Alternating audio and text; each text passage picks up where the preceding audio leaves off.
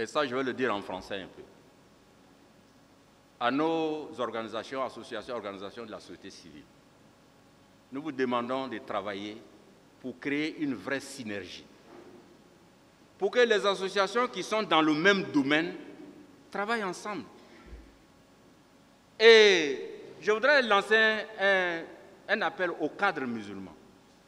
Que la communauté musulmane est absente dans certains grands domaines de la société civile en Côte d'Ivoire.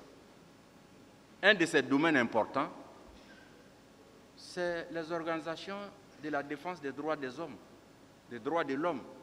Les musulmans sont dans les organisations différentes. Mais il n'y a pas une organisation musulmane de défense des droits de l'homme, alors que le concept des droits de l'homme en islam est fabuleux.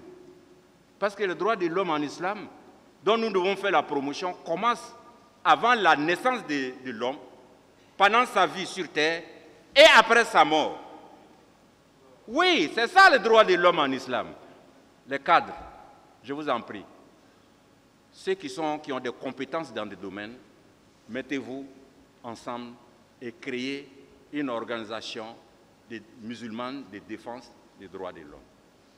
Vous allez rendre un grand service à la Côte d'Ivoire et à la communauté.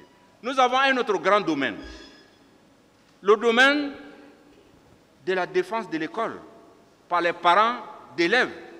Je sais qu'il y a des associations, mais ce n'est pas suffisant. L'association des parents d'élèves qui est beaucoup liée au Médarsa. Mais lorsqu'il y a des problèmes à l'école, c'est les autres qu'on entend faire des propositions. Et vous, les musulmans, les cadres musulmans, vous êtes où?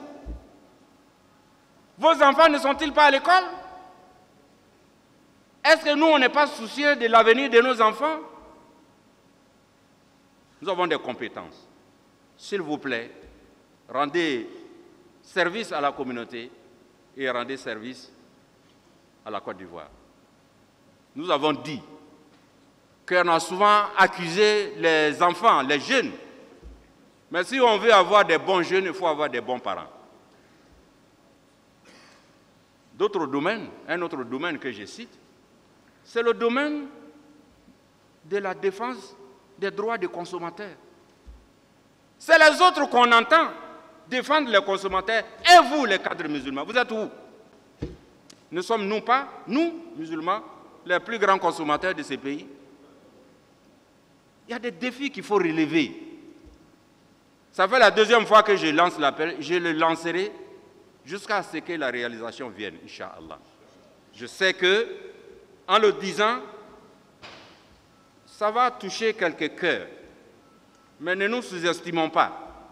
Commençons, et si nous avons 10 cadres qui se mettent ensemble, les autres viendront pour appuyer, Inch'Allah. Je voudrais aussi qu'on travaille pour la promotion d'un système éducatif confessionnel islamique. L'exemple que nous allons donner tout à l'heure, en primant les meilleurs de nos écoles confessionnelles islamiques, est un exemple à suivre.